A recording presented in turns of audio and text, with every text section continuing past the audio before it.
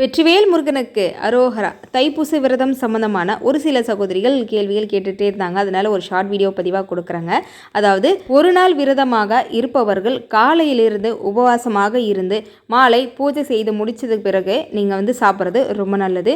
ஏன்னா ஒரு சிலர் கோவிலுக்கு போகிறீங்க, காப்பு கட்டி இருக்கிறதுனால, மாலை போட்டிருக்கிறதுனால கோவிலுக்கு போகிறீங்க அப்படின்னா அங்கே நேரம் எப்படி இருக்கும் என்னன்னு தெரியலன்றதுனால வீட்டில் நீங்கள் காலையில் பூஜை முடிச்சுட்டு போங்க, கோவிலில் அன்னதானம் கொடுத்தா சாப்பிடுங்க அப்படின்னு நான் சொல்லியிருந்தேன். அது எல்லாருக்கும் சாத்தியமாகும்னு சொல்ல முடியாது.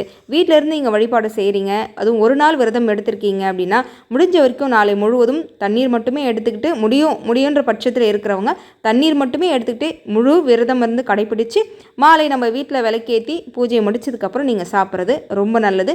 படையல் போடக்கூடிய நேரம் காலையில் ஒரு 11 மணி வரைக்கும் டைம் எடுத்துக்கோங்க. வடை பாயசத்தோடு செய்து நீங்கள் படையல் போடுறதா இருந்தால் போடலாம். அப்படி இல்லைன்னா மாலை நேரத்தில் கூட நீங்கள் வழிபாட்டு முறையை செய்துக்கலாம். சக்கரை பொங்கல் அந்த மாதிரி செய்து நெய்வேத்தியம் வைத்துட்டு அதுக்கப்புறமா நீங்கள் பூஜை முறை மந்திரங்கள் எல்லாம் பாராயணம் செய்து முடித்த பிறகு நீங்கள் சாப்பிட்டுக்கோங்க. இதில் ரொம்ப முக்கியமாக உங்களுக்கு ஒரு விஷயம் சொல்ல நினச்சேன். என்னென்னா, நாளை ஒரு கனி, அதாவது ஒரு எலுமிச்சம்பழம் உங்கள் வீட்டு பூஜை அறையில், நம்ம எப்படியும் வீட்டில் வேல் வச்சுருப்போம், முருகருடைய சிலைகள் இருக்கு இல்லையா, அங்கே வச்சுருங்க. எந்த விதமான கரும்புலி இல்லாத ஒரு பழமாக இருந்தால் ரொம்ப சிறப்பானது.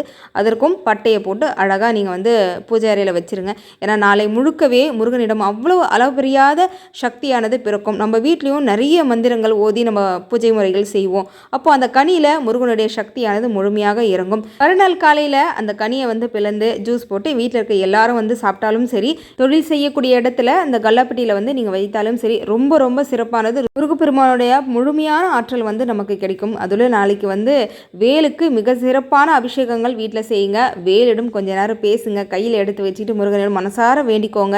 உங்களுடைய மனக்குறைகள் எதுவாக இருந்தாலும் நீங்கள் ஐயனிடம் சொல்வதாக வேலிடம் சொல்லுங்க. நிச்சயமாக உங்களுடைய வேண்டுதல் ஐயனுடைய பாதத்துக்கு சென்றடையும். கவலையப்படாதீங்க. ரொம்ப நம்பிக்கையோட இந்த பூஜை முறையை எடுத்து விரதம் இருந்து ஐயனோட அருளை நீங்கள் எல்லாரும் பரிபூர்ணமாக பெறணும் அப்படின்ற என்னுடைய வேண்டுதலும் கூடங்க. முருகனுக்காக வேண்டிக்கிட்டு மாலை அணிந்தவங்க அனைவருமே திங்களன்று மாலையை கழட்டிக்கோங்க. அதுவே உத்தமமானது. வெற்றிவேல் முருகனுக்கு அரோகரா.